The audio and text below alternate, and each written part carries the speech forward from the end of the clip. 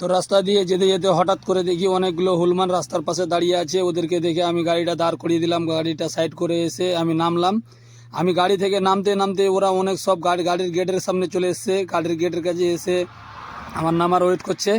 তো এরা জানে যে আমরা এখানে গাড়ি দাঁড় করালেই মানে আমাদেরকে কিছু খেতে দিবে। তো আমার কাছে সেরকম কিছু খেতে দেওয়ার ছিল না। কালকে রাত্রে একটা বিস্কিটের প্যাকেট নিয়েছিলাম, তো ওখান থেকে দুটো বিস্কিট ছিল, ওই বিস্কিট দুটাই নিয়ে আসলাম। বিস্কিট দুটা নিয়ে এসে এদেরকে খেতে দিলাম। আর একটা আলু নিয়ে আসলাম, মানে সেরকম কিছু ছিল না, ওই জন্য দেখতে পাচ্ছেন কীরকম লাফাচ্ছে আর খাচ্ছে, মানে হাত থেকে নিয়ে নিচ্ছে এরকম অবস্থা। আর কিছু সেরকম ছিল না, তার জন্য অত বেশি কিছু খেতে দিতে পারেনি। তো যা হোক, এর পরের বার যখন আসবো অবশ্যই বিস্কুট নিয়ে আসবো বেশি করে এদেরকে খেতে দেওয়ার জন্য।